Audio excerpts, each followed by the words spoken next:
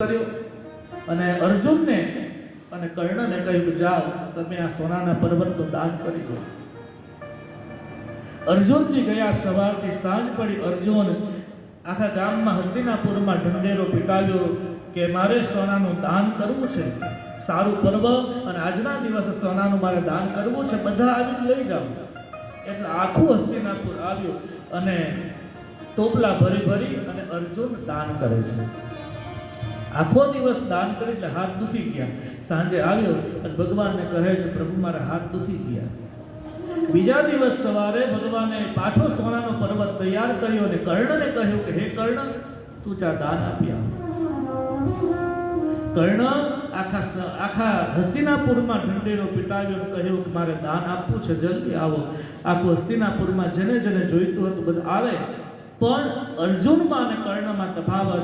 અર્જુને પોતાના હાથે દાન કર્યું, જ્યારે કર્ણએ કહ્યું તમારે જેટલું જોઈએ એટલું લઈ જાઓ, જેટલું જોઈએ એટલું લઈ જાઓ. જેને જેટલું જોઈતું હતું, જેટલી લાયકાત હતી, જેટલી પાત્રતા હતી એટલું લઈને જાય છે. અર્જુને ભગવાનને કહ્યું કે ભગવાન પ્રભુ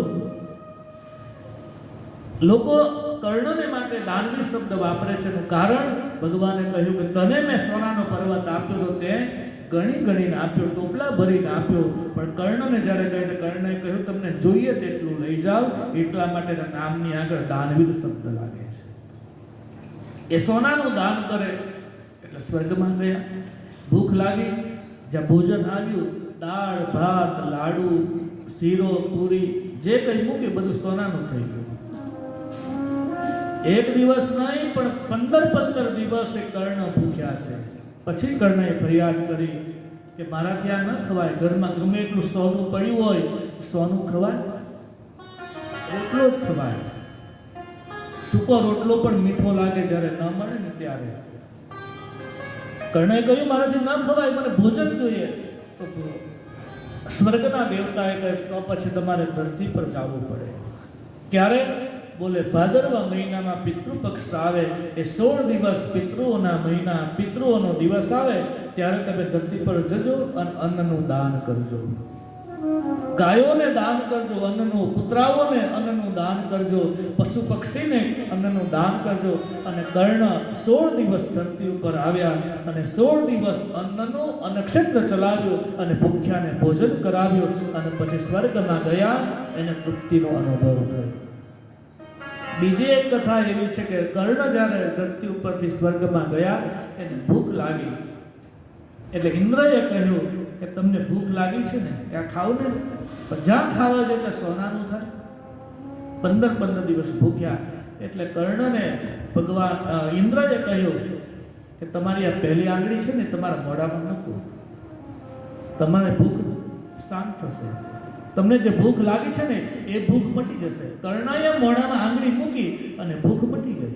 15 દિવસનો ભૂખ્યો કર્ણ એક આંગળી મોઢામાં મૂકી અને એની ભૂખ શાંત થઈ. એટલે કર્ણએ પૂછ્યું આનું કારણ શું? ઇન્દ્રએ કહ્યું એનું કારણ એક જ છે કે એકવાર તમે હસ્તિનાપુરમાં તમે આ રસ્તા ઉપરથી જતા હતા અને એમાં સાધુ સંતોની મંડળી એ હસ્તિનાપુરમાંથી પસાર થઈ અને સંતોએ કહ્યું છે કે હે કર્ણ, હે અંગરાજ કર્ણ, અમે યાત્રા માટે નીકળ્યા છીએ, અયોધ્યાની મથુરાની યાત્રા માટે જઈએ છીએ, તો અમને ભૂખ લાગી છે. તમારા રાજ્યમાં કોઈ અન્નક્ષેત્ર છે? અમને ભૂખ લાગી છે કે અન્નક્ષેત્ર છે? ત્યારે કર્ણએ કહ્યું કે હા, આ દિશામાં તમે જાઓ, જ્યાં અન્નક્ષેત્ર છે તમને ભોજન મળશે. એટલે કર્ણને કહ્યું જે દિશા તમે આંગળી બતાવેલી એટલે એ આંગળી ચિંધ્યાનું પુણ્ય તમને પ્રાપ્ત થયું, એનાથી તમારી ભૂખ શાંત બની. એટલે જ્યાં પણ આપણાથી અન્નક્ષેત્રમાં સેવા ન થાય તો વાંધો નહીં, પરંતુ ભૂખ્યા માણસને આપણે આંગળી બતાવીને કહીએ કે ભાઈ ત્યાં જા, ત્યાં સદાવ્રત ચાલે છે, તારી ભૂખ ત્યાં મટી જશે. આંગળી ચિંધ્યાનું પણ પુણ્ય પ્રાપ્ત થાય. તમે કથામાં આવો ને કોઈને આંગળી પકડી તમે લઈને આવો ને તો પણ તમને પુણ્ય પ્રાપ્ત થાય. આજુબાજુ અડોશ પડોશમાં કોઈ ન આવી શકતું હોય, ન ચાલી શકતું હોય ને તમે તમારી ગાડીમાં બેસાડીને લાવો તો પણ તમને એ પુણ્ય પ્રાપ્ત થાય છે. પુણ્ય તો અનેક રીતે મળે. જરૂરી છે પુણ્ય આપણે ભેગું કરવાનું, અર્ચિત કરવાનું. અને પાપ અને પુણ્યનો સીધો સાદો હિસાબ. પાપ કોને કહેવાય, પુણ્ય કોને કહેવાય? જે કામ કરતા આપણું હૃદય ના પાડે, જે કામ કરતા આપણા હૃદયમાં ખચકાટ અનુભવાય, હૃદય ના પાડે, બુદ્ધિ હા પાડે, મન હા પાડે, પણ હૃદય ના પાડે, ત્યારે માનવું કે આ પાપ છે. અને જે કાર્ય કરતા આપણું હૃદયમાં આનંદની અનુભૂતિ થાય, આપણા આંખમાં હર્ષના આંસુ આવે અને આપણું હૃદય પુલકિત થઈ જાય, ત્યારે માનવું કે આ કામ પુણ્યનું છે. સત્કર્મ એને જ કહેવાય જે આપણા હૃદયની અંદર હર્ષોલ્લાસ થાય, આપણું હૃદય થનગનાટ અનુભવે, ત્યારે માનવું કે આ પુણ્યનું કાર્ય. તો પાત્રતા વગર પરમાત્મા પડતા નથી. ભગવાન વ્યાસ કહે છે, અભક્ત હોય ને કથા ન સંભળાવી. પરીક્ષિતને મુક્તિ મળી. બ્રહ્મલોકમાં બ્રહ્માજીને આશ્ચર્ય થયું કે 7 દિવસમાં પરીક્ષિતને મુક્તિ મળી, આ તો કેવું કહેવાય. અને બ્રહ્માજીએ સત્યલોકમાં ત્રાજવું મંગાવ્યું, ત્રાજવાની અંદર બધા જ શાસ્ત્રો મૂક્યા, અને બીજી બાજુ ભાગવત મૂક્યું, તો ભાગવતનું પલડું ભારે થયું, અને બ્રહ્માજીએ જાહેરાત કરી કે હે દુનિયાના દેવ દેવતાઓ, તમે ભૂમંડળ ઉપર જાઓ અને જાહેરાત કરો કે ભાગવતથી પિતૃઓને મુક્તિ મળે છે. એ ભાગવત સૌથી પહેલા શેષ નારાયણ જે છે ભગવાનનો શેષાવતાર, એ શેષ નારાયણ સનત કુમારોને આપ્યું. સનત કુમારોએ સાંખ્યાયન ઋષિને આપ્યું. સાંખ્યાયન ઋષિએ મૈત્રેય ઋષિના ગુરુ જે પુલત્સ્ય પરાશર મુનિને આપ્યું. પરાશર મુનિએ પોતાના શિષ્ય એવા મૈત્રેય મુનિને આપ્યો, અને મૈત્રેય મુનિએ વિદુરજીની કથા સંભળાવી છે. બીજી એક પરંપરા છે, ભગવાન આદિનારાયણે બ્રહ્માજીને આપ્યું. બ્રહ્માજીએ આ ભાગવત નારદજીને આપ્યું. નારદજીએ 4 શ્લોકમાં ભગવાન વ્યાસને આપ્યું, અને વ્યાસજીએ 4 શ્લોકમાંથી 18,000 શ્લોકવાળું ભાગવત બનાવી પોતાના પુત્ર નહીં પણ પાત્ર એવા શિષ્ય સુખદેવજીને આપ્યો, અને સુખદેવજીએ પરીક્ષિત રાજાને સંભળાવ્યો. અને આપણે અહીંયા ભાગવત સાંભળી રહ્યા છીએ. 4 જગ્યાએ ભાગવત થાય છે. સનત કુમારો દેવર્ષિ નારદને સંભળાવે, સુત પુરાણી સૌનક આદિ મુનિઓને સંભળાવે, મૈત્રેય વિદુરજીને સંભળાવે, અને પંચલાયની ધરા ઉપર હું આપને સંભળાવું છું. આ 4 જગ્યાએ 4 ઘાટ છે. ઉપાસના ઘાટ, કર્મનો ઘાટ, શરણાગતિનો ઘાટ અને મનનો ઘાટ. શરણાગતિનો ઘાટ જેમ રામાયણમાં પણ 4 ઘાટ છે. એક ઘાટ શિવ પાર્વતીને રામકથા સંભળાવે, બીજો ઘાટ નીલગિરી પર્વત ઉપર કાગભૂષુંડી ગરુડજીને સંભળાવે, ત્રીજો ઘાટ છે યાજ્ઞવલ્ક્ય ભગવાન યાજ્ઞવલ્ક્ય ઋષિ ભરદ્વાજજીને પ્રયાગરાજમાં સંભળાવે, અને ગોસ્વામીજી પોતાના મનને શ્રોતા બનાવી અને શરણાગતિના ઘાટ ઉપરથી તુલસીદાસજી પોતાના મનને સંભળાવે છે. સ્વાંતઃ સુખાય તુલસી રઘુનાથ ગાથા. આ કથા છે ને એ પોતાના માટે છે, આપણા મનને શાંતિ મળે એના માટે છે, લોકોને સુધારવા માટે નથી. આ કથા હું આપણે કંઈ સુધારવા માટે નથી આપી. મારું કામ સુધારવાનું નથી, મારે કોઈને કંઠી પણ બાંધવી નથી. 2 દિવસ થયા, એક જ હું આપને પ્રાર્થના કરું, તમારા જે સદગુરુ હોય એમાં નિષ્ઠા રાખજો. પણ રામ, કૃષ્ણ, શિવ, દુર્ગા, સાંઈ બાબા, જલારામ આપણા સનાતન ધર્મના દેવતાઓ છે ને, ન ભૂલાય એનું ધ્યાન રાખીએ. કારણ કે જેના આપણે આશ્રિત છીએ એને આપણે ન ભૂલાય એનું ધ્યાન રાખીએ. રામાયણ ન ભૂલાય, ભાગવત ન ભૂલાય, શિવ પુરાણ ન ભૂલાય એનું ધ્યાન રાખીએ. વિશ્વવંદનીય ગાંધી બાપુ તો એમ કહેતા કે જેના ઘરમાં 18 અધ્યાયની ભગવદ્ ગીતા નથી, 7 કાંડનું રામચરિત માનસ નથી, રામાયણ નથી, ભગવદ્ ગીતા નથી, એને હિન્દુ કહેવડાવવાનો અધિકાર નથી. કદાચ જો આપણા દેશમાંથી રામ કૃષ્ણને કાઢી નાખો તો દેશ કેવો લાગે? કદાચ આપણા સનાતન ધર્મમાંથી, આપણા ભારત વર્ષમાંથી રામને કાઢી નાખો, કૃષ્ણને કાઢી નાખો, 18 અધ્યાયની ગીતાને કાઢી નાખો, રામાયણને કાઢી નાખો, તો આપણો દેશ પાંગડો બની જશે.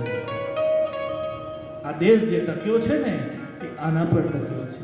આપણા મૂલ્યો પર, સનાતન ધર્મના મૂલ્યો આપણા શાસ્ત્રો છે, શાસ્ત્રો પર ટક્યો છે.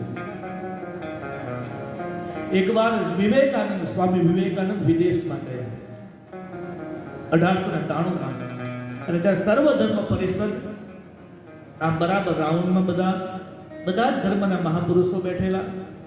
એમાં ભારતનો એક યુવાન સંન્યાસી, માથે પાઘડી, પગમાં કપડા, પગમાં પાદુકા, અને વિવેકાનંદ અમેરિકાની ધરતી પર પહેલી વાર પગ મૂક્યો.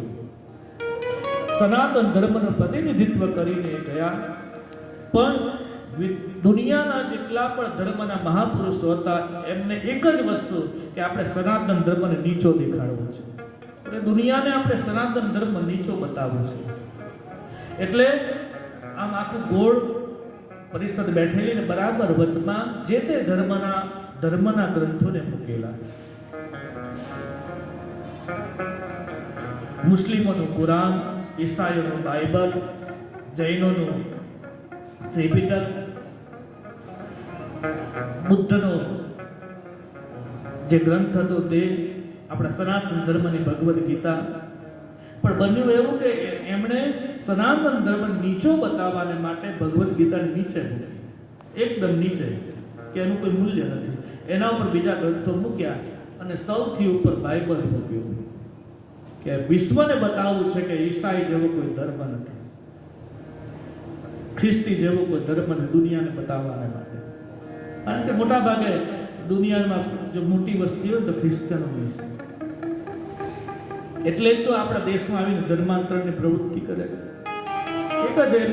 એક જ લક્ષ્ય છે કે ક્યારે ભારતમાંથી સનાતન ધર્મ નાબૂદ થાય ને અમારો ખ્રિસ્તી ધર્મ આવે અને અમે હિન્દુસ્તાન ઉપર પાછા રાજ કરીએ. 200 વર્ષ તો અંગ્રેજોએ રાજ કર્યું, ઈસાઈઓએ રાજ કર્યું, અને પછી એમણે ભાગવું પડ્યું. પણ ફરી પાછી એ લોકોની મનમાં એવી ઈચ્છા તો છે કે પાછા અમે રાજ કરીએ. આપણો આ વિસ્તાર તાપી જિલ્લો, મોટા ભાગે તાપી જિલ્લામાં ધર્માંતરની પ્રવૃત્તિ થાય છે. તમારું આ વિસ્તાર તો બહુ સારું છે કે આ ગામડે ગામડે કથાઓ થાય છે. ગામડે ગામડે નહીં, ફળીએ ફળીએ કથાઓ થાય છે. આ પારડી તાલુકો એ તો કથાનો જ વિસ્તાર છે. પ્રત્યેક વ્યક્તિને કથા પ્રત્યે રુચિ છે. આપ સૌને આટલી કથાઓ સાંભળી છતાં પણ કેમ અનુરાગ છે, છતાં પણ કેમ તમને પ્રેમ છે? કારણ કે તમારા કાન કથા સાંભળવાને માટે ટેવાયા છે. તમને ભગવાન પ્રત્યે, તમને શાસ્ત્રો પ્રત્યે, સાધુ સંતો પ્રત્યે તમને પ્રેમ છે. એનું કારણ કે તમારા બાપ દાદાઓ આ સંસ્કાર વાવીને ગયા છે. માટે બે હાથ જોડીને આપણે પણ પ્રાર્થના છે, તમારા વડવાઓ આ સંસ્કાર વાવીને ગયા ને તમે પણ વાવીને જજો કે આવનારી પેઢી પણ આ માર્ગ ઉપર આગળ વધે, માર્ગ ન ભૂલે, આ રસ્તો ન ભૂલે. એના માટે આ કથાઓ છે. પડ્યું તો છે જ બધું, એમાંથી જ આપણે નીકળવાનું છે.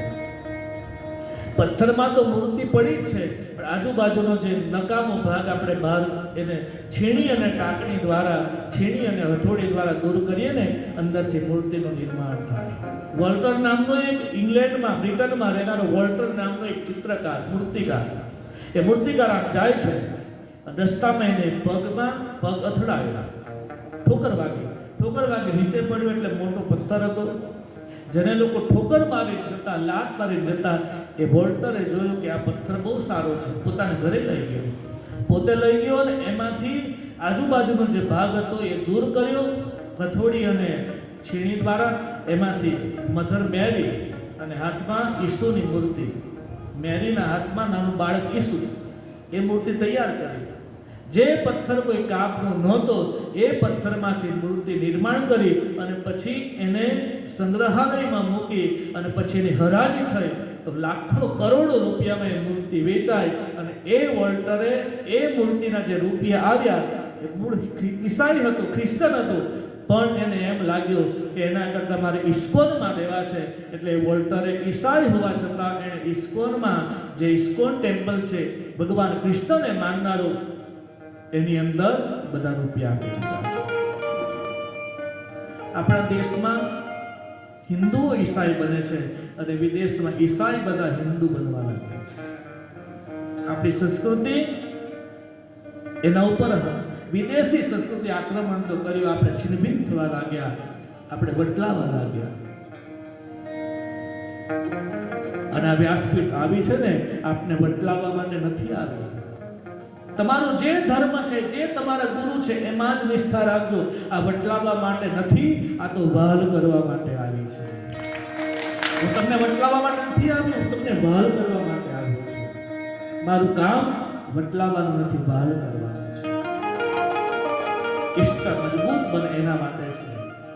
તો સ્વામી વિવેકાનંદ અમેરિકામાં ગયા ને, ત્યારે અમેરિકાના લોકોએ એની મજાક કરી અને મજાક કરતા કહ્યું છે કે હે વિવેકાનંદ, હે યુવા સંન્યાસી, અમને બતાવો કે અમારી સંસ્કૃતિમાં અને તમારી સંસ્કૃતિમાં ફરક શું?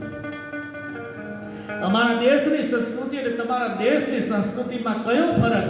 ત્યારે વિવેકાનંદે કહ્યું છે, હે અમેરિકાના લોકો, અમારા દેશની સંસ્કૃતિ અને તમારા દેશની સંસ્કૃતિમાં એક જ ફરક છે, એટલો જ કે મારા દેશમાં જ્યારે સાંજ થાય ને, સમી સાંજ થાય, જ્યારે સૂર્ય અસ્ત થવાની તૈયારી હોય, ત્યારે મારા દેશના યુવાનો મંદિરમાં જાય, ભગવાનની આરતી ઉતારે, અને તમારા દેશના યુવાનો સાંજ થાય અને હોટલ અને ક્લબમાં જાય છે. આ વિવેકાનંદે અમેરિકાની ધરતી ઉપર કહેલું અને 2 મિનિટ સુધી ત્યાં તાળીઓનો ગડગડાટ થયો. પણ હવે વિદેશી આક્રમણ આવ્યું ને, મને આનંદ છે કે મારા પંચલાઈ ગામના યુવાનો સાંજ થાય, સવારે 5:30 થાય કાકડ આરતીમાં આવી બાબાની આરતી ઉતારે, બપોરે આરતી ઉતારે, સાંજ થાય અને બાબાની આરતી ઉતારે છે. રોજ સાંજે પણ જ્યારે અમે ભોજન કરવા આવીએ ત્યારે કેવો માહોલ, કેવા બધા એક સાથે મળી અને કેવું આ માહોલ સર્જાયો છે. કોઈની વચ્ચે વેરઝેર નથી, કોઈની વચ્ચે કોઈ પ્રકારનું અણબનાવ નથી. બહેનો પણ કેવું કામ કરે, એકબીજાને ટોકે નહીં. મને તો એમ લાગે કે બધી બહેનો મૌન રહી છે. હું જેમ મૌન રહું છું ને, એટલે મને એમ લાગે તમે પણ મૌન છો, કોઈ બોલે નહીં. ભોજન પીરસે તો કોઈ બોલે નહીં, એકાબીજા સાથે વાત પણ કરતા દેખાતા નથી. બિલકુલ શાંત, નીરવ શાંતિ છે. આ પંચલાઈ ગામનો આ પરિચય છે. આ તમારી સરાહના નથી. તમારી સરાહના કરીને તમારે શું મેળવવું, તમારી પાસે શું લેવું છે મારે? પણ જે આંખે જે દેખાય છે એ તો કહેવું પડે. અને જો ન કહીએ ને, તમારે મેં રોટલો ખાધો છે, તમારું ભોજન ખાધું છે, અને આટલું જો ન કહીએ ને તો પછી નમક હરામી કહેવાય. આટલી સરાહના તો, આટલી પ્રશંસા તો કરવી પડે, પણ એટલું તો છે, પ્રશંસા છે ને મીઠું ઝેર છે. વધારે પડતી વાહવા એ ક્યારે સમાજ આપણું સ્વાહા કરી દે તો કાંઈ નથી. બહેનોને વધારે અનુભવ એમાં છે ને. એક દિવસે ઘઉંના દાણાએ બહુ સેવા કરી. ઘઉંના દાણે એટલી બધી સેવા કરી કે ખેતરમાં ગયો. ખેતરમાં ગયો એટલે ખેડૂત એને ઘઉંના દાણાને ઓરે એટલે પેલા ઢેફાની નીચે દબાઈ ગયો, એનો જીવ ગુંગળાયો. પછી અંદર પાણી મૂક્યું એટલે ઘઉંના દાણા થોડીક શાંતિ થઈ, નહીં મને પાણી મળ્યું. પછી ખાતર આપ્યું. ઠંડી આવી, ઠંડી વેઠી. ગરમી આવી તો ગરમી વેઠી. વરસાદ પડે તો વરસાદ વેઠે. ઓઢવાનું મળે નહીં, પાથરવાનું મળે નહીં, છતાં પણ ઘઉંના દાણા ખેતરમાં પડ્યો બધું સહન કર્યું. જ્યાં ઘઉંના દાણાને એમ થયું લાવો જરાક મોટો થાવ, ઘઉંનો દાણો મોટો થયો એટલે ખેડૂત આવ્યો. ખેડૂતને એમ થયું કે આ મોટો થઈ ગયો છે, એના ઉપર પાક પાક્યો, ખેડૂતે કાપી લીધો. મોટો થવા ગયો ત્યાં કાપી લીધો, અને કાપી તો લીધો એનો વાંધો નહીં, પણ એ ઘઉંના દાણા પછી મશીનમાં નાખી દીધું. મશીનમાં અંદર પીલાવા લાગ્યો. મશીનમાં નાખ્યો, આમ અંદર કાંટાની અંદર આમ જાય તેમ જાય, અને જે જવના દાણા એમાંથી ઘઉં છૂટા પડ્યા. છૂટો પડ્યો એટલે ઘઉંનો દાણો પછી કોથળામાં ભરાયો. કોથળામાં ભરાયો ને એટલે ગરમીની ઋતુ આવી, બરાબર અંદર ગુગળાય, તાપ લાગે. અને ઘઉંનો દાણો પછી દુકાન વેપારીને ત્યાં ગયો. વેપારીને ત્યાંથી માર્કેટમાં ગયો. માર્કેટમાં જથ્થાબંધ જ્યાં મોટું માર્કેટ હતું તેમાં ગયો. તેમાંથી પછી પાછો વેપારીને ત્યાં આવ્યો. મોટા વેપારીને ત્યાંથી નાના વેપારીઓ એને લઈને ગયા. નાના વેપારી એને દુકાનમાં લાવ્યા. દુકાનમાં પાછું આપણે જેવા ગયા અને ઘઉંના દાણાને આપણે ઘરે લાવ્યા. આપણે પીપની અંદર એને પૂર્યો. અને જ્યારે આપણને જરૂરિયાત પડી ત્યારે બહેનો એ પીપ ખોલે, ત્યાં તો કોઠી ખોલે અને એમાંથી ઘઉંને બહાર કાઢે, સુપડામાં લે, અંદર વણી નાખે અને પછી ડબ્બામાં ભરે. ડબ્બામાંથી લઈ ડબ્બામાં ભરીને પછી દળાવવા માટે જાય. દળવા માટે ગયો. એ ઘઉંનો દાણો અંદર પીસાઈ ગયો, લોટ થઈ ગયો, અને લોટ પાછો આપણા ઘરે આવ્યો. અને ઘરે આવ્યો એટલે બહેનો એને જરૂર પડી એટલે બહેનોએ એમાંથી પાછી લોટના ડબ્બામાંથી લોટ કથરોટમાં લીધો, અંદર પાણી નાખ્યું, અંદર તેલ નાખ્યું અને પાછું મીઠું ભભરાવ્યું. આપણને આમ કઈ વાગ્યું હોય ને પછી એના પર તમે મીઠું ભભરાવો તો કેવું લાગે? ઝાડ બળે કે નહીં? ચચરાય કે નહીં? ગમે ત્યાં ઘા પડ્યો હોય તો મીઠું ભભરાવો એટલે ઉપર આપણને અગન પડે. હવે આ મીઠું આખો દળાઈ ગયો અને અંદર મીઠું ભભરાવે પાછું. એટલું જ નહીં, પાછું એને બાંધી દે, લોટ બાંધે અને એમાંથી નાના નાના અંદરથી લુવા કરે અને પછી પાટલી ઉપર રોટલી વણે ને પાછી તાવડી ઉપર નાખે. તાવડી ઉપર નાખીને પછી હથકચરી આમ તેમ ફેરવે, તાવડીને લઈ લે અને પછી ગેસ ઉપર નાખે અને ગેસ ઉપર નાખે ત્યાં પેલી રોટલી ફૂલાવા ગઈ અને ત્યાં બહેનો એ રોટલીની હવા કાઢી નાખી. એમ જે સમાજમાં જે ફૂલાવા જાય ને એનો સમાજ ક્યારે હવા કાઢી નાખે એનું કાંઈ નક્કી નથી. વધારે પડતી વાહવા એ હવા વાહને ઉલટાવવું એટલે હવા થાય. મારી તમારી હવા સમાજ ક્યારે કાઢી નાખે એનું કાંઈ નથી. એકવાર છે ને મચ્છરનું બચ્ચું એની માને કીધું, માં મારે દુનિયા જોવી છે. તારી જો અનુમતિ હોય, તારી રજા હોય તો મારે દુનિયા જોવી છે. એટલે મચ્છરું એ કહ્યું, એની માએ કહ્યું બેટા જા, વાંધો નહીં. એટલે મચ્છરનું બચ્ચું દુનિયા ફરવા ગયું. આમ ગમે ત્યાં આખી દુનિયા ફરવા ગયું અને ફરીને આવ્યો અને માની પાસે આવ્યું, માને પ્રણામ કરી. માને કીધું, માં તો દુનિયા જોઈ આવ્યો. ત્યારે મછલીએ એની માએ પૂછ્યું, બેટા તે દુનિયા તો જોઈ પણ તને અનુભવ થયો કે દુનિયા ફર્યો ત્યારે શું જોયું? મકાનો જોયા, સારું સારું ખાવાનું જોયું, સારા લોકોના લોહી પીધા? એટલે પેલું બચ્ચું એ કહ્યું કે હા માં, મેં બધું જ જોયું. બીજો કોઈ અનુભવ? કે હા, જ્યાં ગયો ને, જેની પાસે ગયો ને તે બધાએ મને તાળી પાડી મારું સ્વાગત કર્યું. એટલે એને માએ કહ્યું, બેટા તાળી પાડી સ્વાગત નથી કર્યું, તને મારવાને માટે તાળી પાડી છે. એમ સમાજમાં જ્યારે આપણી વાહવા રૂપી તાળી વધે ત્યારે ચેતી જવું પડે કે આ સમાજ ક્યારે આપણી હવા કાઢી નાખે એનું કાંઈ નક્કી નથી. વધારે પડતી પ્રશંસા એ પણ મીઠું છે. તો પરીક્ષિત રાજાને મુક્તિ મળી એટલે બ્રહ્માજીને આશ્ચર્ય થયું અને આ જે ભાગવત હતું એ ભગવાન વ્યાસે પરીક્ષિતને સુખદેવજીને આપ્યું. સુખદેવજી પરીક્ષિતને સંભળાવ્યું. એકવાર સનંદન સનાતન આ 4 કુમારો બદ્રિકાશ્રમમાં ભગવાનની આરાધના કરવા માટે ગયા છે. ત્યાં જ દેવર્ષિ નારદની મુલાકાત થઈ. દેવર્ષિ નારદ ભાગતા જોયા, ખભા ઉપર વીણા મૂકી અને ભાગતા જાય. સનતકુમારે પૂછ્યું છે, હે દેવર્ષિ આટલા ઉતાવળ કેમ? આટલી બધી ઉતાવળ કેમ? શું કામ ભાગો છો? શું થયું? દેવર્ષિ નારદ ઉભા રહ્યા. દેવર્ષિ નારદે કહ્યું છે કે એટલા માટે દોડાદોડ કરું છું કે હું ધરા ઉપર ગયો, ભૂમંડળ ઉપર ગયો અને મને જે જોવાની ઈચ્છા હતી ને એ મને જોવા ન મળ્યું. કુરુક્ષેત્રમાં ગયો, શ્રીરંગમમાં ગયો, રામેશ્વરમમાં ગયો, દ્વારિકા ગયો, નાથ દ્વારા ગયો, અયોધ્યા ગયો, વૃંદાવન ગયો, મથુરા ગયો. પૃથ્વી ઉપર અનેક જગ્યાએ મેં વિચરણ કર્યું તો મને જે જોવાનું હતું ને એ મને જોવા ન મળ્યું. કારણ કળિયુગે મને પરેશાન કરી મૂક્યો. કળિયુગ આવ્યો ને કળિયુગે ધરતીને પરેશાન કરી મૂકી. મેં જે દ્રશ્ય જોયું એ માનચિત્ર દેવર્ષિ નારદે રજૂ કર્યું છે. ધરતી ઉપર હું જ્યાં ગયો ને, સત્યમ નાસ્તિ તપઃ શૌચમ દયા દાનમ ન વિદ્યતે ઉદરમ ભીણો જીવા વરા કહ કુટ ભાસિના. સત્ય ન દેખાય, તપસ્યા ન દેખાય. સત્યમ નાસ્તિ તપઃ શૌચમ.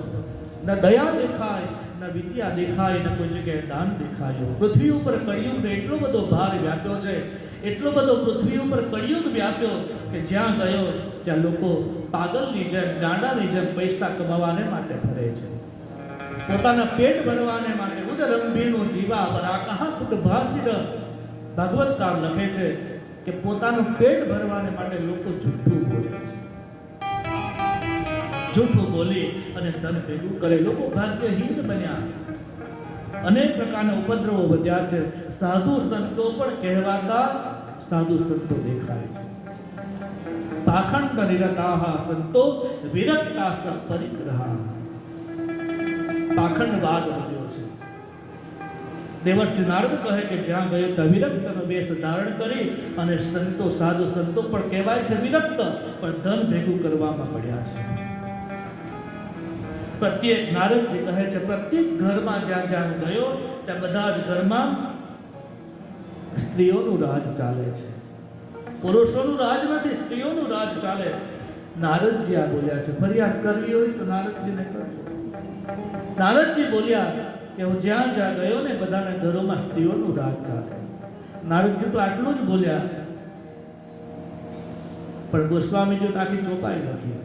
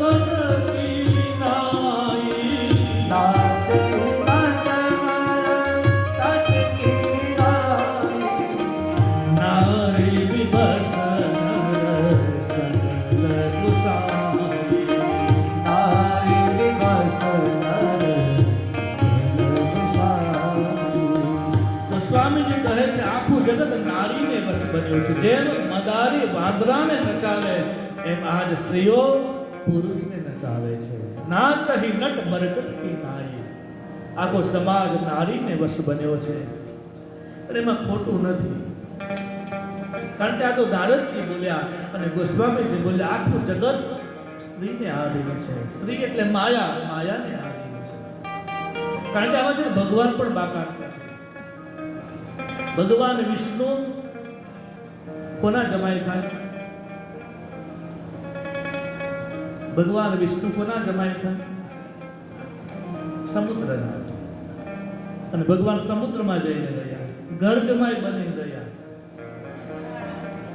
લક્ષ્મીજી એ સમુદ્રની દીકરી અને ત્યાં ભગવાન નિવાસ કરે. પાર્વતી કોના દીકરી? હિમાલય. હિમાલયના દીકરી પાર્વતી અને ભગવાન હિમાલયનું શિખરે કૈલાસ ઉપર ભગવાન નિવાસ કરે. ભગવાન મહાદેવ પણ બાકાત નથી. શિવ જો બાકાત નથી તો જીવનું તો શું રહેશે? ભગવાન મહાદેવ પણ પાર્વતીની સાથે કૈલાસમાં નિવાસ કરે. ભગવાન વિષ્ણુ પણ લક્ષ્મીજીની સાથે ક્ષીરસાગરમાં નિવાસ કરે. નાચહી નટ મરકટ કી નાઈ. ભાગવતકાર લખે છે તરુણી પ્રભુતા ગેહે શ્યાલકો બુદ્ધિદાયક. સમાજમાં જ્યાં જ્યાં હું ગયો ને ત્યાં પોતાના કંઈક ઘરમાં કંઈક શુભ કાર્ય થવાનું હોય, શુભ કાર્ય કરવાના હોય, વાસ્તુ પૂજન હોય, સત્યનારાયણની પૂજા હોય તો ગુરુની પાસે સલાહ ન લે, પણ શ્યાલકો બુદ્ધિદાયક શાળાની સલાહ પહેલી લે. શાળાને પહેલા પૂછે મારે કરવું છે, કરવું મારે આ ઘરમાં સત્યનારાયણની કથા કરાવી છે. ગુરુને ન પૂછે, એના મા બાપ ઘરમાં બેઠા હોય વડીલ એને ન પૂછે, પણ શાળાને ભાગવત કાલે કે શ્યાલકો બુદ્ધિદાયક. એના કરતા પણ આગળ લખ્યું કન્યા વિક્રયણો લોભાદ દંપતિ કામ ય કલ્કહમ. પોતાની દીકરીઓને વેચે છે. અને કળિયુગમાં સૌથી મોટું પાપ હોય તો કન્યા વિક્રય. પોતાની દીકરીને વેચવી એ બહુ મોટું પાપ છે. વેચવી એટલે લગ્નમાં દહેજ પ્રથા. વર પક્ષ પાસેથી આટલા રૂપિયાનો વાંકડો લે અને પોતાની દીકરીને આપે. આ દહેજની તો બીજું શું છે? દીકરીને વેચેની તો બીજું છે શું? એક કસાઈ હતો ને, કસાઈ આમ નદીના કિનારે પથ્થરનો ચૂલો બનાવ્યો અને પથ્થરના ચૂલા ઉપર નીચે લાકડા સળગાવી તપેલું મૂકી અંદર માંસ રાંધે. માંસ રાંધે અને આજુબાજુ પાણીનો છંટકાવ કરતો જાય. એક માણસ ત્યાંથી નીકળ્યો. માણસે પૂછ્યું, ભાઈ આ તો શું કરે? બોલે, હું રાંધું છું. શું? બોલે, આ તપેલીમાં માંસ રાંધું છું. તો તપેલીમાં માંસ રાંધે ને આજુબાજુની જગ્યાને તો પવિત્ર કરે, પાણી છાંટીને પવિત્ર કરે. આ કેવું કહેવાય? એક બાજુ અભક્ષ્ય રસોઈ બનાવે ને બીજી બાજુ પવિત્ર કરે.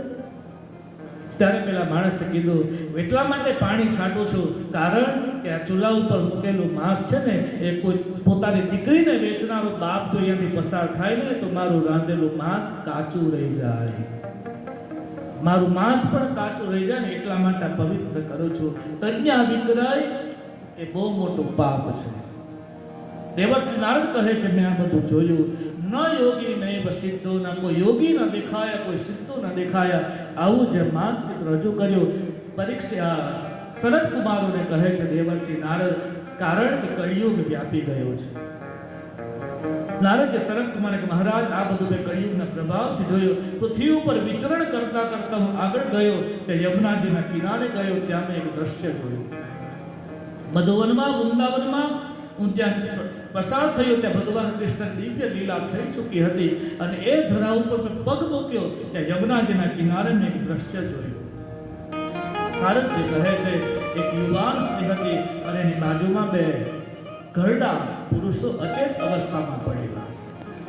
અને એ સ્ત્રી જ્યારે હું ત્યાંથી પસાર થયો ત્યારે એ સ્ત્રી મારા રસ્તે, હું હાથની અંદર વીણા લઈ અને શ્રીમદ નારાયણ નારાયણનું કીર્તન કરતો આગળ જતો હતો. ત્યાં જ પેલી સ્ત્રી અવાજ આવ્યો, પાછળથી અવાજ આવ્યો અને કહ્યું છે, ભોહો ભોહો સાધુ ક્ષણમ તિષ્ઠમ, હે મહાત્મા ઉભા રહો, ઉભા રહો. અને એ દિશામાં મેં અવાજ કર્યો, મેં જોયું, પાછળ ફરીને જોયું તો યુવાન સ્ત્રી હતી. અને એ યુવાન સ્ત્રીએ મને દૂધ પાડી. એટલે નારદ જે હાથથી ઇશારો કરી ના પાડી છે. દેવી, હું ત્યાં ના આવું, કારણ એક તો યુવાન છે. પેલી સ્ત્રીએ કહ્યું, ઉભા રહો દેવર્ષિ, ઉભા રહો, હે સંત ઉભા રહો. મચ્ચિત્યામ વિનાશય, મારી મનમાં જે ચિંતા છે ચિંતાનું સમાધાન કરો.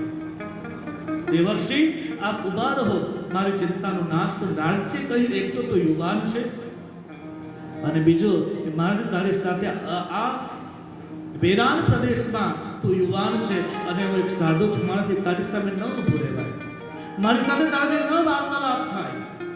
છતાં પેલી સ્ત્રીએ કહ્યું છે, મહારાજ આપ તો સંત છો અને મેં સાંભળ્યું છે કે તમારા જેવા કોઈ સંતના દર્શન કરે તો મારી તમામ ચિંતા, મારો તાપ અને સંતાપ મટી જાય.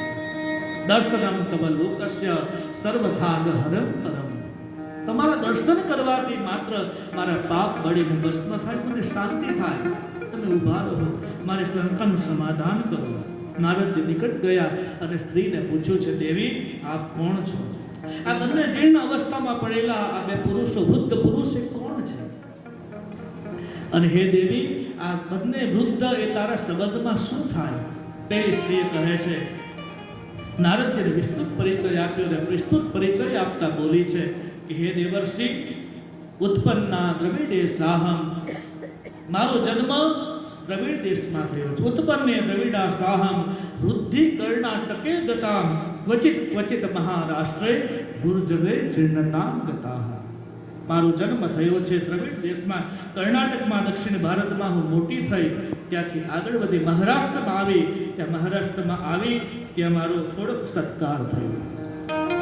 મહારાષ્ટ્રમાં થોડોક સત્કાર થયો. પછી ગુજરાતમાં આવીને એટલે ગુજરાતમાં હું જીર્ણ બની છું, વૃદ્ધ બની. જન્મ થયો કર્ણાટકમાં, મહારાષ્ટ્રમાં યુવાન બની, ગુજરાતમાં આવીને વૃદ્ધ બની. ગુજરાતમાં વૃદ્ધ નથી બની, ગુજરાતમાં ભક્તિ શુદ્ધ બની છે. ગુજરાતની ભક્તિ એ પરિપક્વ ભક્તિ છે. ગુજરાતની ભક્તિ એ તો આખા વિશ્વમાં ડંકો ઉગાડ્યો છે. ગુજરાતે પૂરા વિશ્વની અંદર ગુજરાત હોય ને તો બધામાં અગ્રેસર છે. ભગવાન કૃષ્ણ 11 વર્ષ અને 52 દિવસ ગોકુળમાં રહ્યા. ત્યાર પછી મથુરામાં આવ્યા. મથુરા અને વૃંદાવન ગોકુળ પડી 25 વર્ષ એ ત્યાં રોકાયા. છેલ્લા 100 વર્ષ દ્વારિકામાં આવ્યા છે. દ્વારિકા ગુજરાતમાં છે. ભગવાન શંકરને સૌથી પહેલા જ્યોતિર્લિંગના રૂપમાં આ ધરા ઉપર આવવાની ઈચ્છા થઈ તો મારા ગુજરાતમાં પ્રભાસ પાટણમાં સોમનાથમાં ભગવાન સૌથી પહેલા આવ્યા છે. સૌરાષ્ટ્રે સોમનાથમ ચ શ્રીશૈલે મલ્લિકાર્જુનમ ઉજ્જનીયામ મહાકાલં ચ ઓમકારમ મમલેશ્વરમ પરલ્યામ વૈદ્યનાથમ ચ ડાકિન્યામ ભીમશંકરમ સેતુ બંદેતુ રામેશમ નાગેશમ દારુકાવને વારાણસ્યામ તુ વિશ્વેશમ ત્રંબકમ ગૌતમી તટે હિમાલયે તુ કેદારમ પુષ્મેશમ ચ શિવાલયે એતાની જ્યોતિર્લિંગાની સાયં પ્રાતઃ પઠેન્નર સપ્ત જન્મકૃતમ પાપમ સ્મરણેનઃ વિનશ્યતિ. સ્મરણેનઃ વિનશ્યતિ. 7 જન્મોના પાપ બળીને ભસ્મ થાય માત્ર 12 જ્યોતિર્લિંગનું સ્મરણ કરવાથી. ભગવાન શિવને આવવાની ઈચ્છા થઈ એ છે સૌરાષ્ટ્રમાં સોમનાથમાં. મીરાબાઈ મેવાડ છોડી અને ગુજરાતમાં આવ્યા છે. દ્વારિકાની અંદર દ્વારિકાની મૂર્તિમાં સમાયા છે. ગુજરાતે શું નથી કર્યું? આઝાદીની ચળવળમાં વિશ્વવંદનીય ગાંધી બાપુ એ પણ આપણા ગુજરાતના છે, પોરબંદરના. જેને લોખંડી મહાપુરુષની ઉપમા આપી એ સરદાર વલ્લભભાઈ, જેને 562 રજવાડાઓને ભારતમાં એકત્રિત કર્યા, એ છે આપણા ગુજરાતના સરદાર વલ્લભભાઈ પટેલ. શું નથી કર્યું? ઔદ્યોગિક ક્રાંતિમાં આપણે આજે જે પહેલા તો મોબાઈલ પર વાત કરતા ને તો કેટલું બિલ આવતું, અને અત્યારે કલાકો સુધી આપણે વાત કરીએ બિલ આવે છે. એક ભાઈ છે ને ઇન્ટરવ્યુ હતું, એટલે ઇન્ટરવ્યુની અંદર પેલા અધિકારીએ પૂછ્યું કે પૂરા ભારતમાં તે મિસકોલની પ્રથા કોણે નાબૂદ કરી? પહેલા તો મિસકોલ મારતા, કોઈની સાથે વાત કરવી હોય ને તો મિસકોલ મારતા ને કહેતા, એટલે સામેથી ફોન આવતો. પણ મિસકોલની પ્રથા દૂર થઈ ગઈ, કારણ કે હવે તો બધાની પાસે આ મને જાહેરાત કરવા નથી મોકલ્યો, મને જાહેરાત કરવા મને કઈ એમને પેટર્ન નથી આપી કે તમે નહીં, પણ આપણી ધાર્મિક જે લેવલ છે, આપણું અધ્યાત્મના લેવલમાં પણ આપણા ગુજરાતે બહુ પ્રગતિ કરી છે.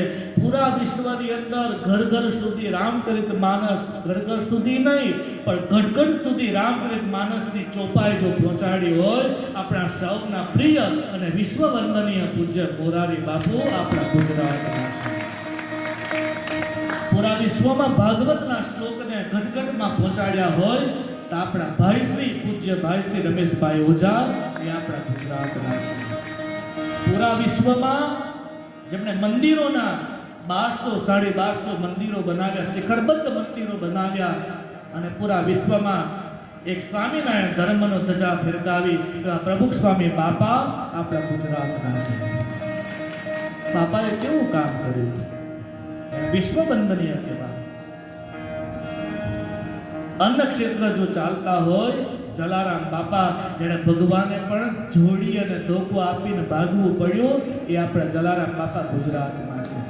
અને વિચાર કરો, 200 વર્ષ પહેલા જલારામ બાપા એ વીરપુરની ધરા ઉપર આવ્યા, વીરબાઈબાને માંગ કરી, જોડીને ધોકો આપ્યા, અને વીરબાઈમાં રોટલો બનાવતા હતા. એક રોટલો હાથમાં, કથરોટમાં લોટ, અને બીજો રોટલો તાવડીમાં. બાર ભગવાન આવ્યા અને જલારામ બાપાને કીધું, મારી વૃદ્ધાવસ્થા છે, મને તમારી પત્ની આપો. જલારામ બાપા ઘરમાં આવે છે, તિરાડમાંથી, દરવાજાના તિરાડમાંથી વીરબાઈમાએ આ શબ્દો સાંભળ્યા.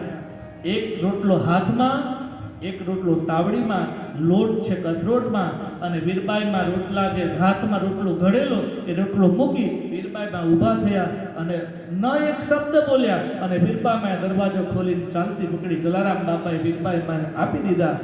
જે રોટલો જે તાવડીમાં મૂકેલો એ રોટલો બાકી હતો, ભગવાન ત્યાં આવ્યા, સાધુ બનીને આવ્યા, ભગવાનને માટે જ રોટલો બનતો હતો, પણ એ રોટલો ભગવાન ખાવા વગર ગયા. એ આજ 200 વર્ષ પછી અયોધ્યાની અંદર ભગવાન રામ આજ દરરોજ બપોરે જે ભગવાનને ભોગ ધરાય ને એ વીરપુરનો ભોગ અયોધ્યામાં થાય છે. તે રોટલો ખાવાનો બાકી હતા એટલે ભગવાન અત્યારે રોટલો આવ્યો છે. અયોધ્યામાં ભગવાન 22મી જાન્યુઆરી જે ભગવાન બિરાજિત થયા, અને બપોરના સમયે જે ભોગ લગે છે ને એ વીરપુરનો ભોગ છે. વીરપુર જલારામથી અયોધ્યામાં ભગવાન રામને એ ભોગ ધરાવે છે. तो અન્નક્ષેત્ર જો શરૂ હોય પૂરા વિશ્વમાં 24 કલાક તો જલારામ બાપા બગદાણામાં બેઠેલા બજરંગદાસ બાપા જ્યાં તમે રાત્રે 2 વાગે જાઓ ને તો પણ કોઈ નાત નથી પૂછતું, કોઈ જાત નથી પૂછતું, કોઈ તિલક પણ નથી જોતું, ગળામાં કંઠી પણ નથી જોતું, કોઈ પૂછતું નથી કે કયા ધર્મના છો તમે, કયા સંપ્રદાયના છો. નહીં, 2 વાગે જાઓ તો 2 વાગે તમને દાળ ભાત શાક લાડુનો પ્રસાદ જમાડે છે, રોટલીનો પ્રસાદ જમાડે છે. આ અન્નક્ષેત્ર એ ગુજરાત ક્રાંતિ કરી છે. ગુજરાતે શું નથી આપ્યું? ગુજરાત એ ગુજરાત છે. હિમાલયનો દાદો હોય ને, હિમાલયનો દાદો એ આપણું ગિરનાર છે. જ્યાં 84 સિદ્ધોના બેસણા છે, ટૂંક ઉપર દત્તાત્રેય ભગવાનની પાદુકા એ આપણા ગુજરાતમાં છે. ગુજરાત એ ગુજરાત છે. એ ગાંધીજી ગુજરાતી